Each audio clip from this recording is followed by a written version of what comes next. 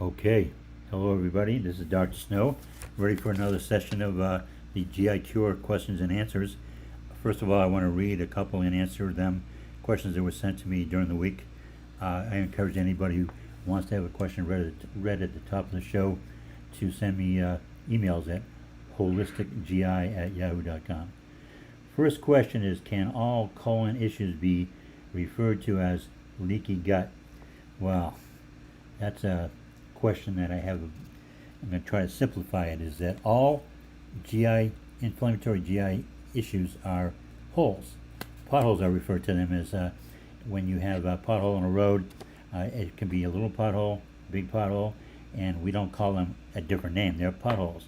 Well, when you have potholes in your gut, a leaky gut is when there's been a hole eaten all the way through the wall of the typically the stomach, and the idea is that waste will pass through there, undigested molecules actually, that will break through there, get into the bloodstream, and cause immune reactions. I don't know about that. I've never treated that. I've never really believed in that. My statement is that all inflammatory bowel conditions are holes in the bowel wall. So you could say leaky gut refers to all inflammatory bowel diseases, but the way it's used, or conditions, the way it's used is if it's the holes in the gut with the undigested food matter getting into the bloodstream. So the answer really is no, because on one hand, I don't believe in leaky gut the way it's defined. And number two, it doesn't matter, because any hole there is anywhere in the GI tract, my protocol will heal it. So I'm not sure I answered it really adequately, and I hate that question because I ask that all the time, so I kind of resent answering it. I'm only kidding. H. pylori, another one. H. pylori, the term is suggesting that there is a bacteria that causes ulcers, basically. And the way they treat it is by giving antibiotics. Antibiotics are what cause it in the first place. All H. pylori is a weed. And so think of dandelions growing on a lawn. The weeds grow on the inner garden in our gut when the soil has been weakened by antibiotics. And now you can't control the growth of simple bacteria like H. pylori. So what they do, they come along and give you more antibiotics. And it will happen, they'll clear the grounds, and then what happens, the H. pylori bacteria grows again. And then there'll be an ulcer in the area. Why is the ulcer there? Because they wiped out enough of the mucosal lining where there's no protection, and then because H. pylori is in the neighborhood, they blame the H. pylori.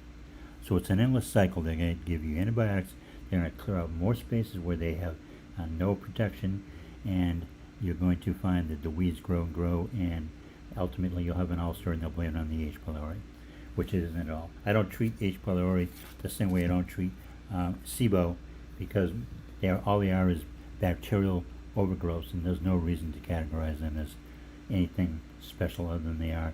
You put down the mucosal lining, which I don't talk enough about, is also replacing the localized immune system. And so there's three ways I describe it: as a blockage of the acids. It's also the bowel. It's software, like a computer identifies nutrients and helps digest them, and it's an immune system. That's how powerful the mucosal lining is. We don't want to just haphazardly start bombing it with antibiotics. That's what they do for SIBO also. We want to cultivate the bacteria, not kill it. So those are my questions right off the top of the show. What do you got for me? Any questions? Yeah, doctor. So we've got someone here in the audience is saying, "You're awesome. Here, thank you for calling me. That does provide a lot of calm for us." I do have a question regarding the H. pylori. So H. pylori, I probably had it for about 3 years. I believe it's off now, but essentially it was really hard to get rid of with these antibiotics. Is there any protocols? So with your protocol, would that follow through on getting rid of it, or what do you think is the best way to get rid of gastritis? Well, I'm going to alter a little bit what I've said before about the antibiotic use. Oftentimes, maybe 25% of the time, I'll tell people you have such a mess because there'll be other weeds growing there, not just H. pylori. I'll say let's wipe the slate clean and take an antibiotic. We don't have to fear antibiotics because we know what to do afterwards. If you take a probiotic that has the right strains of bacteria, not just something off a shelf somewhere that somebody put together on their own, I thought it would be kind of neat to put different combinations in there. If you take a real probiotic, another thing I want to say is that another question I had just today from a patient, prebiotics. Now this is partly going to answer the question. Prebiotics, people say, what about prebiotics? I bought some prebiotics. Well, the only real prebiotic is colostrum. If you think about it, a baby is born, first thing that comes out of their breast, the mother's breast, is colostrum. Not only that, that's the first thing nature wants the baby to do after breathing. It's sitting there in the breast right there. It doesn't show up next Wednesday. It's not optional. The colostrum is there. Why? Because that's the ultimate software the baby needs installed, like it's a computer ready to be popped out of the factory called mom, and it's supposed to have the software downloaded. And so when we don't have the colostrum, you're not going to, like a child, if there was a problem with, say there's a health issue, the baby needs to be whisked away and temporarily for the first 24 hours not with mom. Well, the colostrum dries up after 24 hours and the baby's back, now getting the breast milk from the in the breast, and the milk contains all the probiotics. It didn't have the benefit of getting the colostrum. So then right away that child has a weak immune system because it's the probiotic in the milk is going right into the diaper. And that child will be struggling for their whole life. They'll get into a pattern. In nature, as a matter of fact, with other mammals, oftentimes the mother will know what animal in the litter didn't get, what baby didn't get the colostrum and ignore it because it'll not thrive.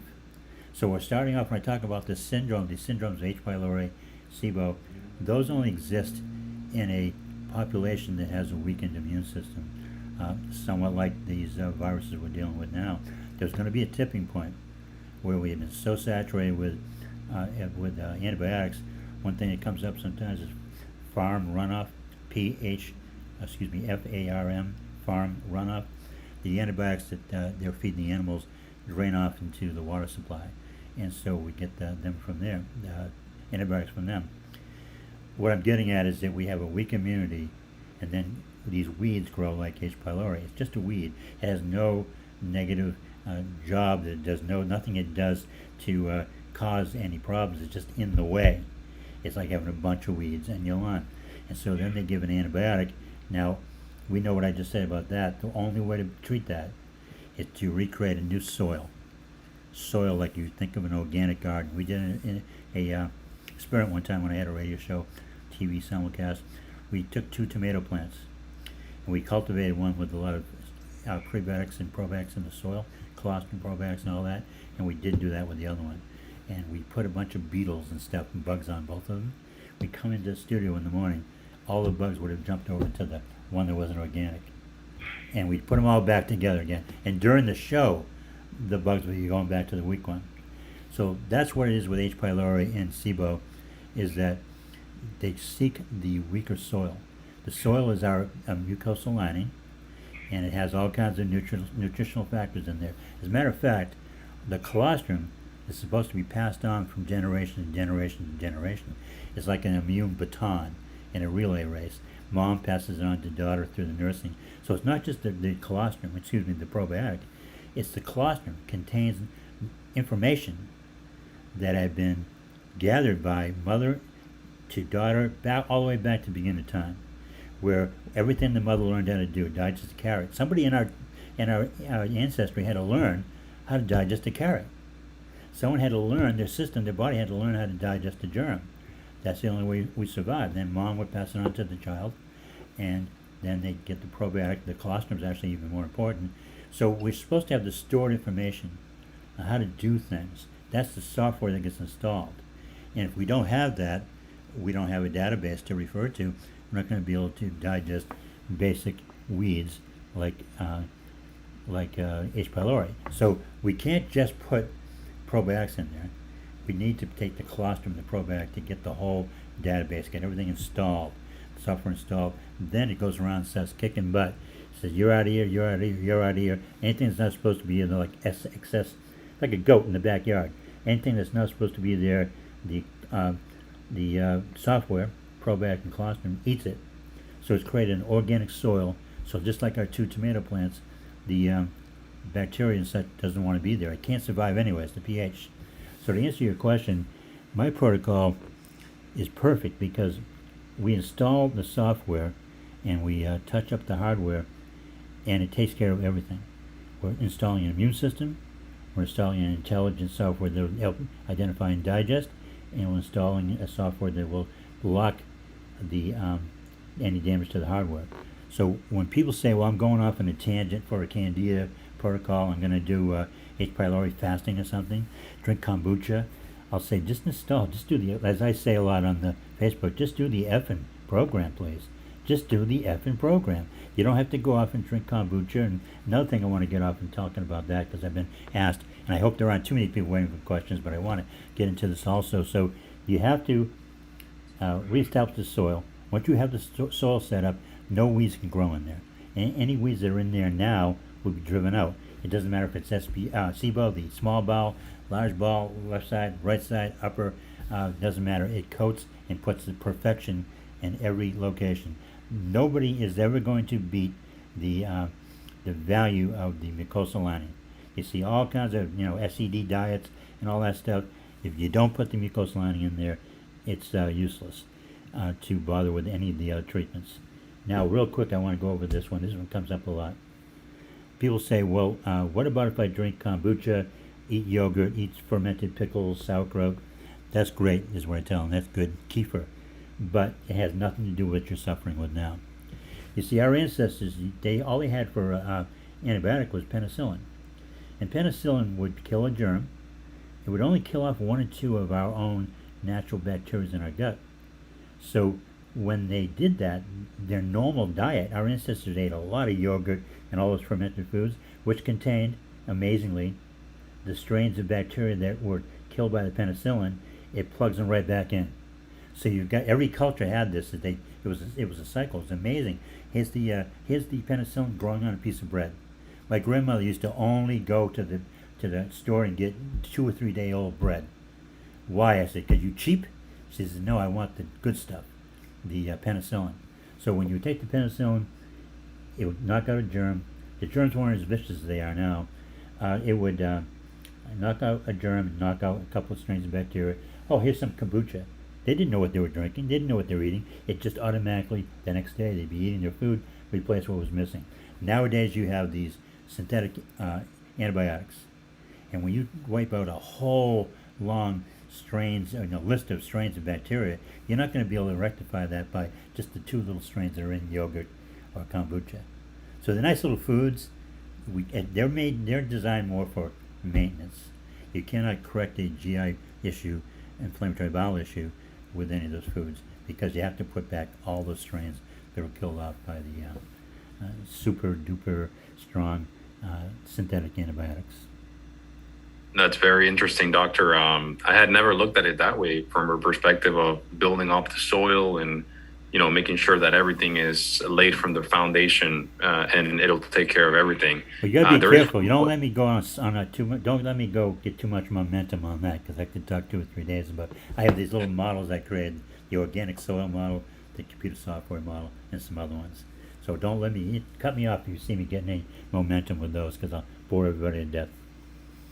Well, I think we're all here to absorb all your information. So, but by all means, I'll keep that in mind. There is a question here from our audience. They're saying, my son is on your protocol and we think he reacts to colostrum. So you have removed it. Does this mean he is missing a key supplement? Very good question. That comes up too.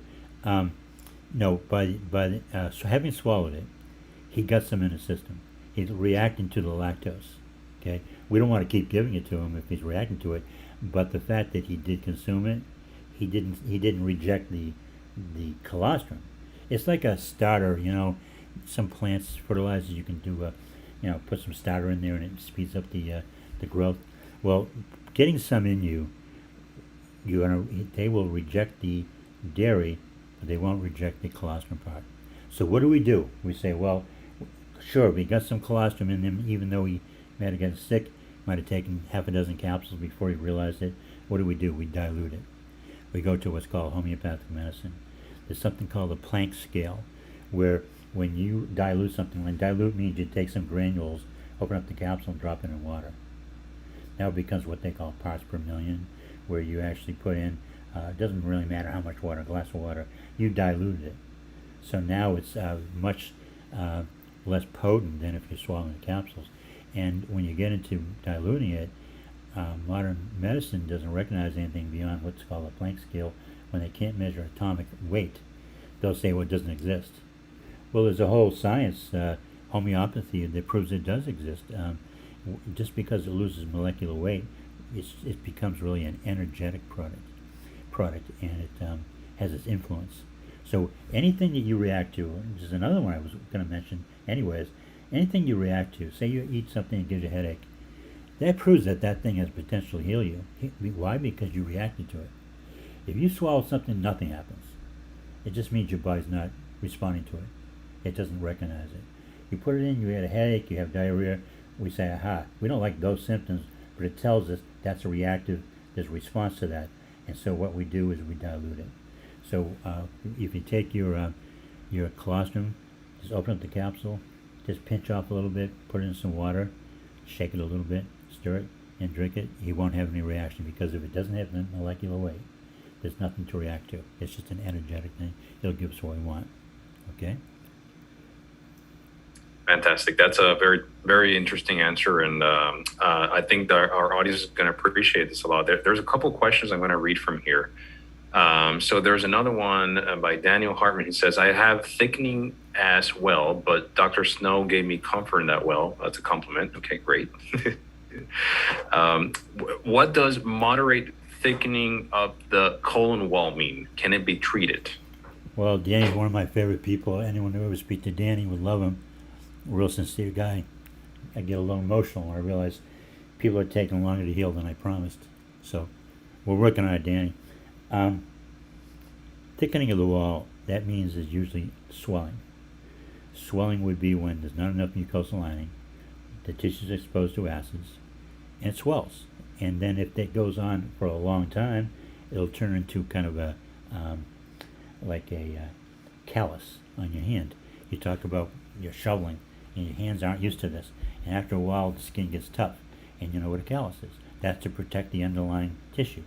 Well, what happens with inflammation, if it goes on too long, you develop calluses. That's the body's response to saying, we're protecting ourselves. And all the calluses is extra layers of skin. That can go away. If I all of a sudden start wearing gloves while I was shoveling, or stop shoveling, the calluses will go away because there was no friction. So what if you're having moderate inflammation, is what I said about the acid penetrating, it graduates to calluses, which will reduce the inflammation, then it can graduate to scar tissue if it doesn't get taken care of. How do we take care of it? The glove analogy. Put the glove on, right? We put a glove into your intestines, wherever it goes wherever it's supposed to go, but it spreads and it puts a layer of protection there, almost like sunscreen, a glove, and the swelling will go down, and if there's calluses there, their body will break them down. Just like you stop shoveling and you look at your hands 2 months later, well, how did the body do that? It pecked away at those extra layers of skin slowly. You didn't notice it. Well, then the question comes, well, Danny, he's done a lot of work to put that glove in there. And he may or may not, I don't know how much work we've done. He's improved. But it just becomes a question of what's the most effective way to get that glove in there. And we have to sometimes get into secondary supplements like sodium butyrate, which I think he's taken. Sodium butyrate and mastic. Things that are mastic is like a gummy resin. There's some other things in nature like that. And what it does, it puts like a resin over the tissue and protects it. Almost like, looks like moss. I think it's what, no, it's not moss. There's another one. Sea moss, I forget the name of it. And it puts a covering there. So sodium butyrate is manufactured by the body's interaction with probiotics and colostrum, or you can put it in the body itself as a capsule. So the answer is swelling. That's the answer. The question is, how do we shut it down, seal out that tissue? I know a lot of ways, and sometimes it takes long to figure out the way to do it, but that's what it is. Fantastic. We've got another question from our audience by D. Rinnard. He says, my question is, the last part is, what is one thing that my daughter can do right now besides cooking all veggies and fruits? The one thing she can do, if I don't know what the symptoms are, if she's got inflammatory bowel, we know the diet is, I've been calling it the low texture avoidance diet or something tongue-in-cheek. Fiber is something that we all know what that is, and fibrous foods, even though we chew them well, they're rough. They'll go down the hatch and they'll act like a Brillo pad if you don't have the mucosal lining set up. First step is cook everything or blend everything. Anything like raw vegetables or raw fruit, nuts, seeds, or corn, they're rougher than you think they are. If you chew them, you're still not getting them fine enough. You limit your intake of those by cooking or blending. What else will we do? The only next thing to do is the mucosal lining. I should say there's one thing in between there. If you have a suspicion of dairy or lactose, dairy or gluten issues, you stop them temporarily. I don't normally advocate stopping those unless you are sure that you have a problem with them. But if we're trying to hunt things down, and as you said, what can she do now? Try limiting those. I suspect they already are. If there's no noticeable difference, you don't keep limiting it, you eat it. You're looking for a response. Did things get better when I stopped eating it or not? If there's no change, eat it. Don't wait 6 months of being on gluten-free. You'll know within 6 hours, if that. So the next thing is just to put down the mucosal lining with the probiotic and colostrum. You know, that's the next step with anybody. We tell them to do those simultaneously. So that's what she should do. Perfect. And we've got Kristen. She's asking, is there any way to test the thickness or health of your mucosal lining without food trial and error? Without what's the last part? Food trial and error? Correct. No. The way to check it is by what your body does. I mean, your doctor can do a colonoscopy and they won't even recognize the mucosal lining. Many doctors with surgery will just scrape that out of the way as if it's just some kind of garbage. You're not going to get any, there's no testing a doctor can do. The only thing is pretty much what she said, is go by your symptoms. You want to work overtime to, I'm going to give you a hint, I'm going to give you another hint in a minute, something to look into. But you want to go overtime building your mucosal lining. And you don't have to take this stuff indefinitely, but you want to be pretty aggressive. Like with the probiotics, I recommend you can take 4 a day, 2 or 3 colostrum, take some butyric acid, but there's no other way of testing it. Hey folks out there, write this down. This is going to be a good tip. Dr. Bush, I think his last name is B-U-C-S-H, Dr. Bush. Look him up on YouTube. He's got a magical product that's eluding me right now, what it's called, but you'll see Dr. Bush because he changed the name. You think it's called microbiome something. It's an amazing product. It's a liquid, and it's actually from this ancient soil that they derive. They get it from the ancient soil when before the earth had the toxicity of the antibiotics and such, way back when. I wish I could remember the name of the product. Microbiome or ion biome. Anyway, I'm sorry.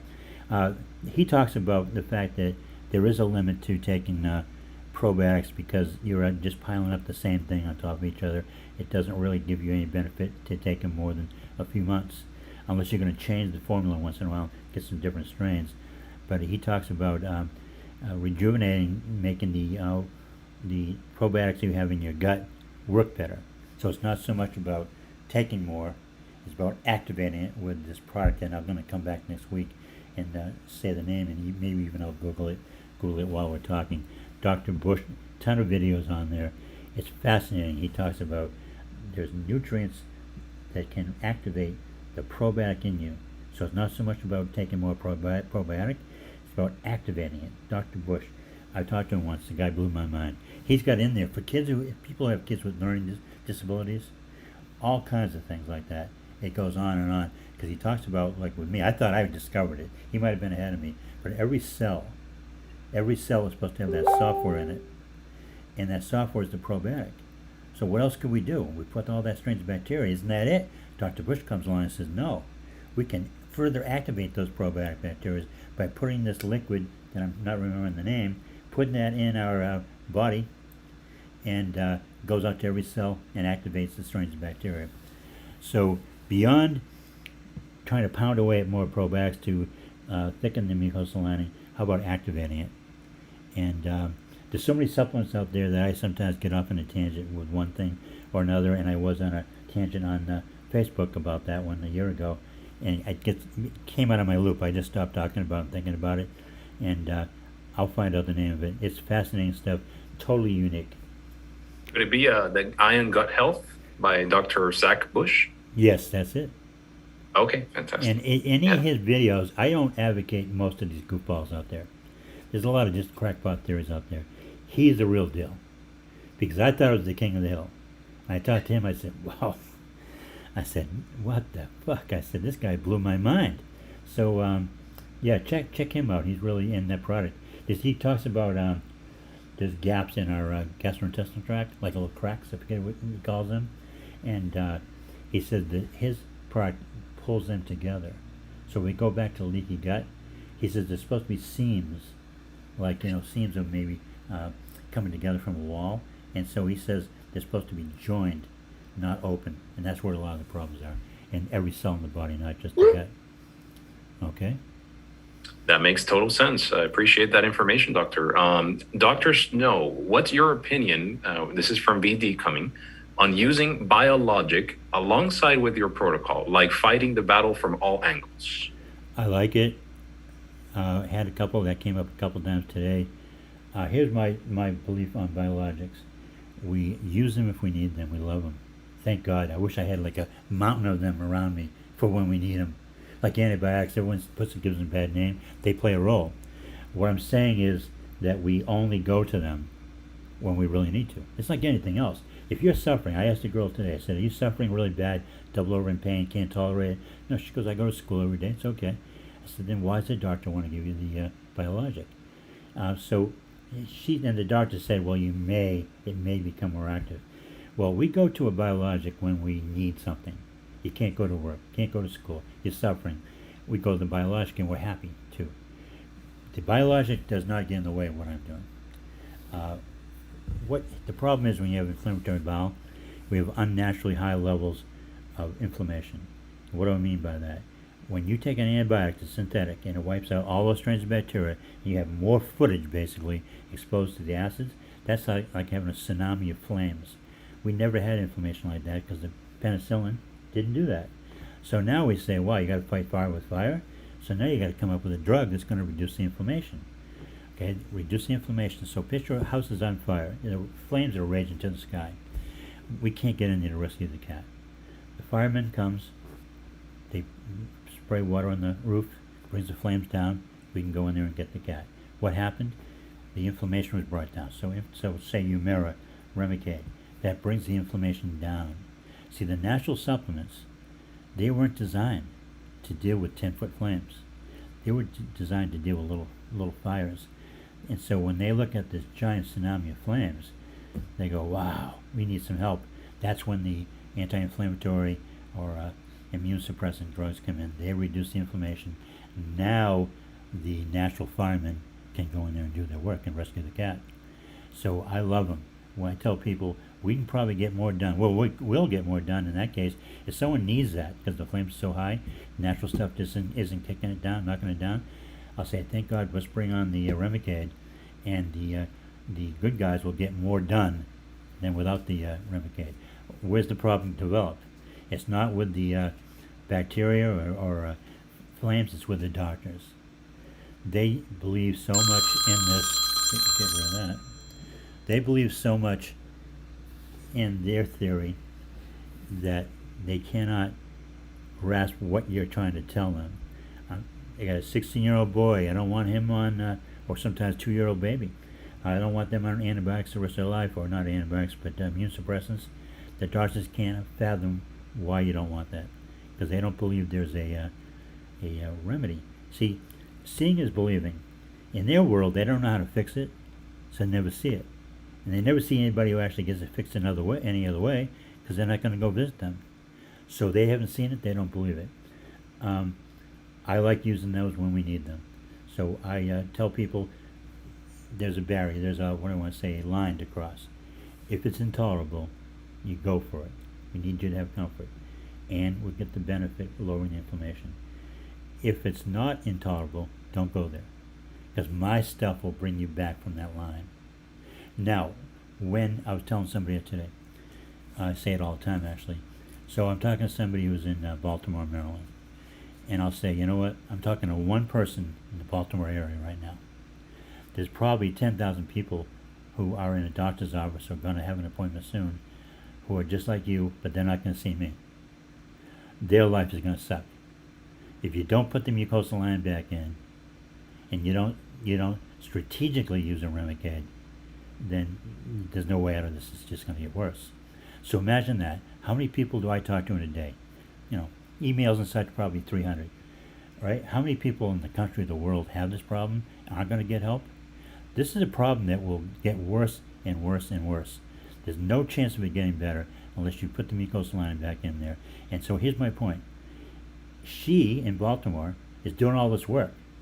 You know, putting in the mucosal lining, building up the tissue, and we're actually getting prepared. So that we're actually getting prepared so when we go to reduce the medication, we've already done some work. If someone doesn't do any work, they just take the drug, and then they go off the drug, how can they expect anything to be any different? If we do the work, we have expectations for it to be different, because we've done the work to make it so that the condition either doesn't exist or is better. Sometimes when we wean off the drug, it goes nice and low, and all of a sudden we're almost ready to get off it, and a symptom pops up. But the symptom isn't as bad as it was before, and we make a decision. Can we go now? Is that symptom manageable enough to not use the drug, or do we need to pop back up higher? Sometimes we pop back up higher and we go to the level that last worked. Say it was 1 milligram was the amount that worked. We're down to half a milligram. We go back up to 1. That's where it was good. We do a little more work, adjust the protocol, go back down to 2, a quarter, then none. So I love these medications when we do it right, but you got to do it right. If you go, here's another one I want to mention. If you take a Remicade or something and your symptoms go away, I'll say to you how bad, how terrible, I feel bad for you. And of course they look at me like, I want you to suffer. Why do I want you to suffer? I do. I want you to suffer. Here's why. Temporarily. Here's why. Because if you're going on a drug, you got to remember this is a progressive condition. It's not a disease. Every time you eat, 3 meals a day, a couple snacks, you're releasing acid. Drinking water. Why just keep chugging the water? Let's just keep taking more and more water. You realize every time you're chugging that water, you're releasing acids. And if you don't have enough mucosal lining, you're going to chew up your stomach or your bowel faster because you're chugging water. Just, drink water. Don't go chugging the water every 2 minutes. I see everywhere they go, they have a bottle of water. Well, if you have inflammatory bowel and you keep chugging the water, even though it's just water, you're releasing acids. So when I tell people, oh, I'm so sad that you're feeling good on the Remicade, no, it's too bad. I'm sarcastic. I'm making a point. Is that if you go on a drug and you feel good, this is great, which happens very often. Wow, I'm not bleeding anymore. I feel great. I say, great. I said, you're going to get off that drug. Well, I want to, but I have a wedding come up. I have to graduate, start a new job. Next thing you know, month to month, every year to year, every 3-4 years, I check in. You'll say, "Yo, I'm still on the," or people will say, "I'm doing great." I'll say, "Were you still on the Remicade?" "Yeah."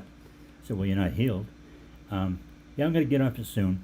The point is that as long as you're on that drug, you're going to be resistant to go off it because you don't want to go back to the hell you were in. And every time you eat, you're losing another layer of tissue, but you're not getting the signal. The body's you're not getting the signal. It's trying to send it out, but you're not hearing it. You don't realize you're getting worse day to day. And then the bottom falls out. You wake up one day. It happens a lot of times. You wake up one day and your sheets on the bed are full of blood. And then you call the doctor freaking out and just say, come on in for surgery. They're not surprised. They see that all the time. If you do the work and you put the stuff in there that I'm telling you about, you're insulating against that experience. So theoretically, yes, you could go on your whole life using a Remicade and using my protocol and being really busy swallowing pills and such. Yes, but you're better off doing it my way. Fortify the tissue, slide off the medication.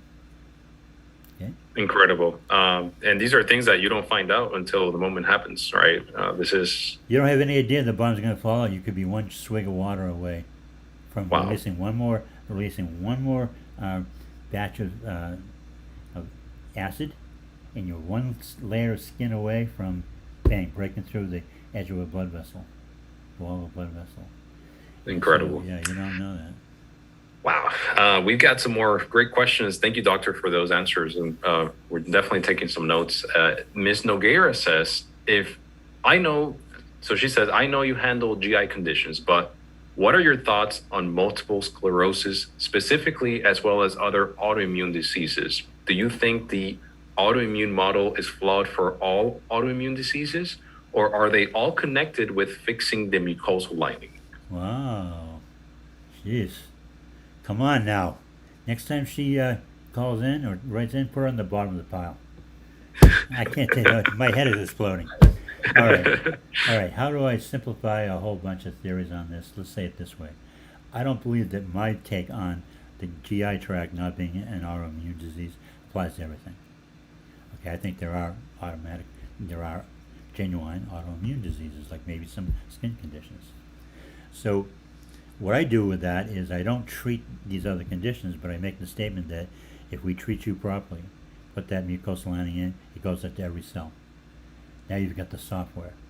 Say you have a cell that doesn't have the software in it.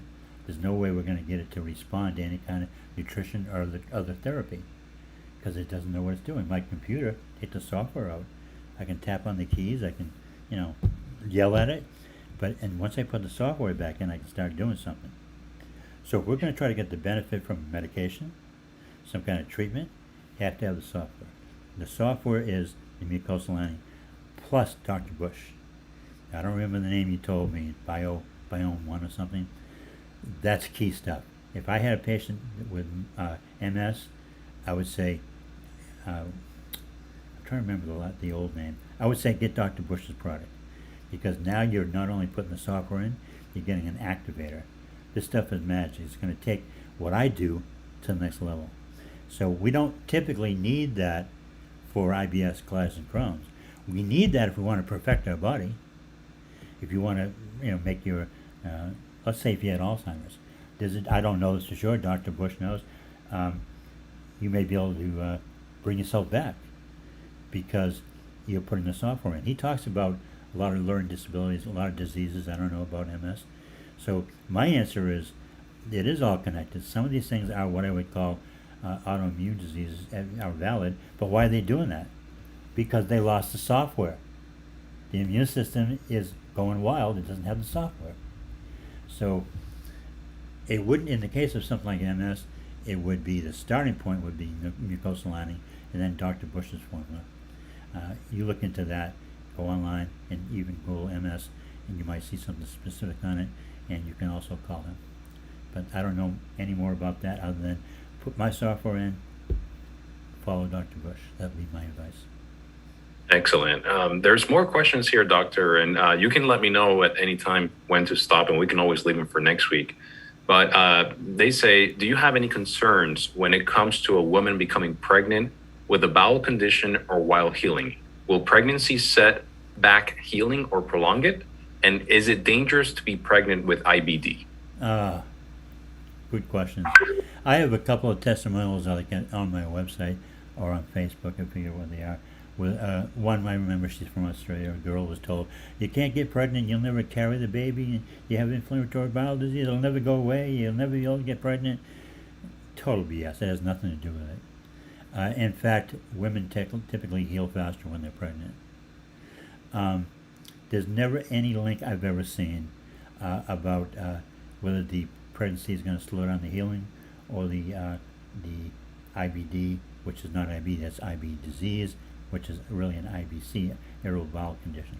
There's no concern about that affecting carrying a child. If you're asking about nutrition, these are foods that I prescribe. There's never been a recorded issue anywhere with the FDA or anybody of having been any problem with pregnancy and any nutrient. There's all kinds of old wives' tales, BS on the internet. I can promise you that there's no problem. gets into it now. It's a legal issue. A legal issue. Some companies have lawyers that are just really, really trying to protect their, their supplement company, and they'll put some kind of qualifier on their disclaimer to say, if you're pregnant, see a doctor. I just tell them, don't worry. I've been doing it 40 years. I've probably been involved with, who knows, 500 women, more than that, that have been pregnant. All they do is have healthier babies, because we're putting the major stuff in there. Matter of fact, the breast milk gets healthier. The baby's getting stuff that is just clearly good. I've never seen the problems. I have no concern. Not sure if I answered the whole question or not, but there is no issue. Fantastic. And what do you suggest to a person who is struggling to gain weight while healing their inflammatory bowel condition? All right, I'm gonna get all kinds of people mad at me. They're all, my phone is, and I remember I told everybody to call me. I said, don't email me. You know what happened? I got like 80 emails in 1 minute. That's how much. I said, don't email me. They said, F you. Wait, everyone's going to get mad at me. They're going to yell at me. You got to protect me now, okay? I got to go hide somewhere. You want to put on weight when you are losing weight, perhaps from inflammatory bowel? Double, triple up on your colostrum. Colostrum. I had that conversation just before this broadcast with a woman. We were talking about the inability to tolerate the dairy part, lactose part of colostrum. And I said, well, it's got anabolic properties where it will help put on weight and muscle, not dramatic amounts. And when sometimes mothers have the concern that my baby's not gaining weight, I'll say, give her some colostrum. Now I've had many people call me up and say, I can't buckle my pants. Is there anything you're doing to me? And of course I mumble a little bit, and I sort of mumble like, I don't think so. But it'll put on weight with people who need to. I don't think it does so with people who don't need to, because that's the way nature works. Aren't we all jealous of somebody who can't put on weight? They're that person at the cookout that eats 7 hot dogs and they're skinny as a rail. Well, they say that has a lot to do with the population of types of bacteria you have in your gut. There are companies that sell strains of bacteria that help you either gain weight or lose weight. They're easy enough to find on the internet. So just double, triple up on colostrum. Interesting. Yeah. And now I'm going to get all kinds of calls. You made me fat, doctors. No, you should have told me. I tried to put on a bikini, and my husband said no. And the other guy like me who wants to wear Speedos all the time, he couldn't put a Speedo on. He couldn't get it. They're all going to get mad at me. Right. We've got another question from the audience. She says, so we have Sandy. Does having surgery for IBD make the healing take longer even though it was years ago? Read it again for me, please. So does having surgery for IBD make the healing take longer even though it was years ago? No. So it looks like she had surgery some time ago. What typically happens is they do surgery and they'll take out a piece of the intestines that they figure is inferior or can't be redeemed. And because they don't know the rest of the story, they'll leave other tissue there that's sort of semi-inferior. And they'll think, we'll come back and get that later.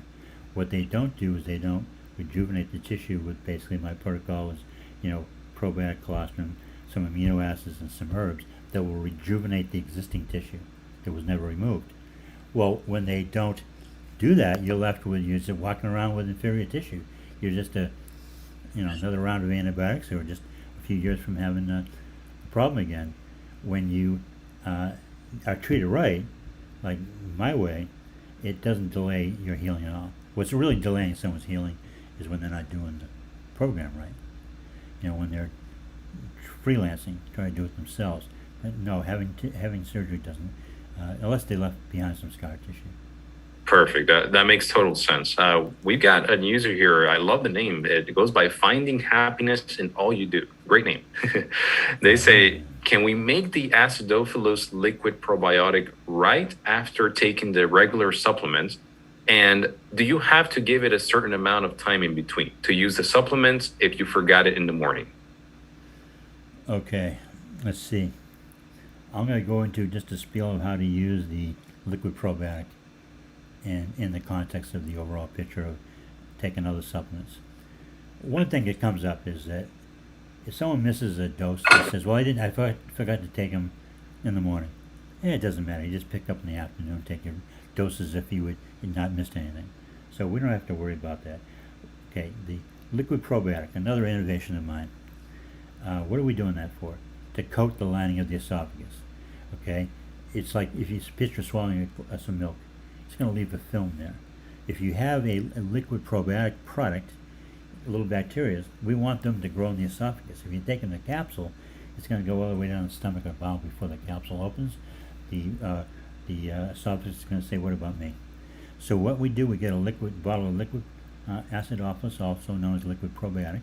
We put some colostrum in there, and maybe a tablespoon. Shake it up real good. We don't have to do that one time. You don't have to put it in there every time you drink it. Get some in there, shake it up. You're going to take a swig, which is equal to a tablespoon, twice a day.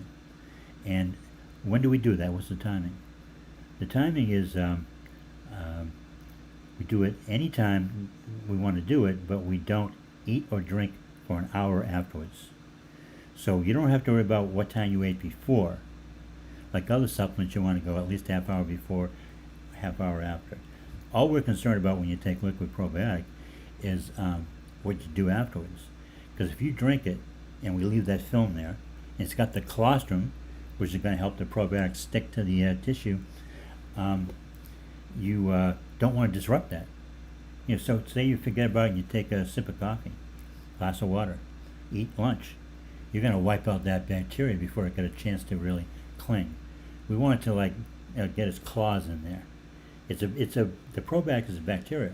It has little claws that really act like roots, and so we don't eat or drink for an hour after we take a liquid probiotic. Hope I answered all of that. Absolutely. And we've got some great comments here.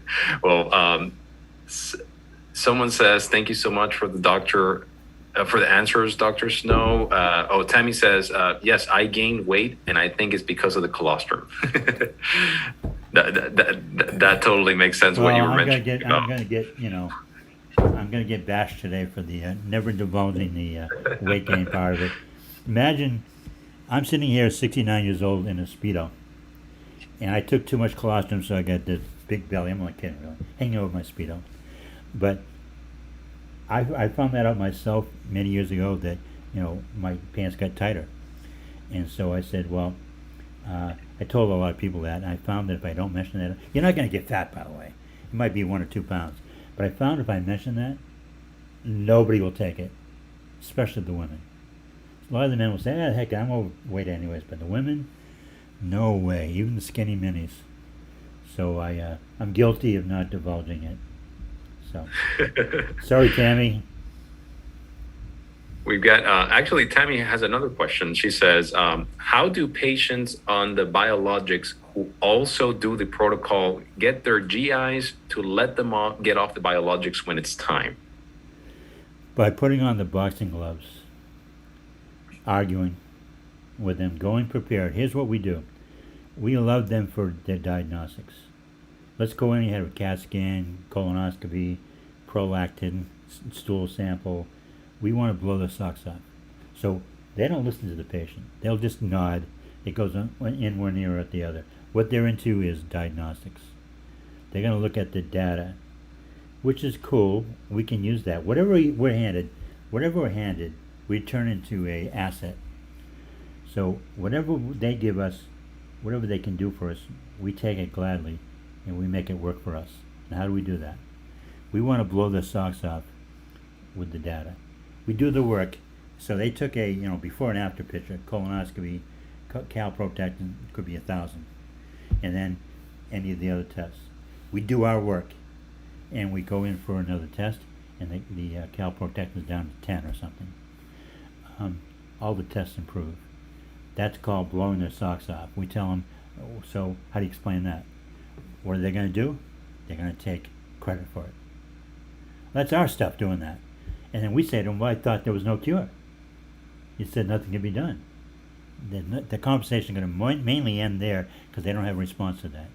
So the answer is you're going to have to fight with these guys, blow their socks off with diagnostics. It's hard for them to argue with that and just tell them, I don't want to be in the drug, please respect that. And it's hard for them to argue with it, but initially you're going to have a lot of resistance pushback. And doctor, everything you're saying is so true. I've personally found myself in that situation with the boxing gloves. But I think, we've got an audience as well where there are mothers with children, and they might be asking themselves, is it the same protocol for children as well? If they have IBS, Crohn's, colitis. Yes. If you have it came up that I also treat like dogs, cats, snakes. If you got a gastrointestinal tract and you go to the vet, there's a good chance you're going to get antibiotics at some point. And that's going to wipe out the digestive tract bacteria for whatever mammal we're talking about. A baby is a mammal. Baby has a little tiny digestive tract. The protocol is the same. We take that one super protocol. It's really an amazing gift, and it applies to every single person's GI tract. But what we have to do is scale it for each person. A baby takes the same supplements, but in a microdose, and also whatever symptoms somebody has. So I have this protocol. This person has a lot of bleeding. This person has mucus. They take the same protocol, but stretched into a different format. That's why the new protocol I have been telling people about, it's almost ready. It's the protocol that I've set up whereby every possible single scenario is accounted for. I got 40 years of answering the same questions over and over. So I decided at one point, just write the stuff down in terms of put it on an audio file or something. And because what I did was I accounted for every possible thing you might ask me. Everything that could be asked of me, I have the answer. It's built into my new knowledge base, the protocol. So you can go on there and get way more than you're going to get out of me, because you're only going to speak to me for so long. You know what I mean? So frequently. And if you have the protocol, the knowledge base, you have everything there. I am, and I don't mind saying it, I'm the master of this subject. I've taken everything I know, put it on there, so that when I'm gone, this came about originally when my own daughter said, "Dad, what are you going to do with all this wisdom? No one else knows how to do this." And so I decided to put it on, down on the website, that you can buy that protocol. And for people who have already done the protocol with me, they'll benefit from it also, because it's going to show you how to get benefit for other conditions. I have still developing, haven't finished yet, but there's a Q&A in there that covers a lot more than I would ever talk to you normally during our appointments.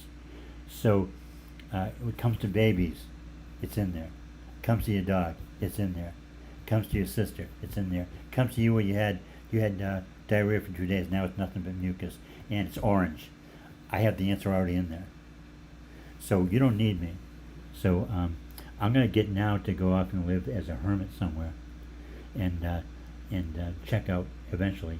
But that's why it's so valuable. I put everything I know into that. It took me quite a while, and the answer is when you ask a question, and I should have it be like Siri, I don't have that quite set up yet, but there's a means to find out whatever you need to know, wherever you get, wherever place you get with your journey. Sometimes people tell me, well, and this is what comes up all the time, I started off having diarrhea, now I get constipation. Okay, well, I can answer that question, but I can't answer that question for 10,000 people all around the world today.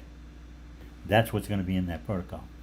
So, yeah. Fantastic, doctor. We appreciate all of your amazing answers. It tends to, as patients, it tends to help us take that weight off our shoulders. We've got so much weight on with so many things that we need to deal on a daily basis, and just listening to you and listening to these researches that you've done in the last 40 years, it's incredible. So if people want to find this information on the website, are we still sending them to the holisticgastroenterology.com? Yes. It's a discounted product, meaning that you pay $295 with me to visit with me, which is an amazingly low price, which is going up, by the way, and you're paying a discounted price, saving $100, and you might find some of the text in there is repeated from what I told you, but it goes way beyond that. I think it's a fantastic deal, and if you've never had an appointment with me, you don't have to pay the $295 in the future inflated price, increased price. You can pay $195 and have more than you would have gotten with me for an appointment. Do we have any other questions, or are they well taken care of, everybody? Yeah, we've pretty much covered everything today, and definitely looking forward for next week, getting more questions from our audience, which keeps to be growing. So fantastic, guys. Keep bringing your questions in. Dr. Snow is ready to answer them every Friday at 4 p.m. All right, so my instructions to you are, any more really tough questions, put them on the bottom of the pile for me, okay? Okay. I mean, there were We'll some do really that good, next some time really for good sure. questions. Really good questions. It kind of stretched me here, but I love it. So if we're all done for today, let's wrap it up, and we'll be back next Friday. Sounds good.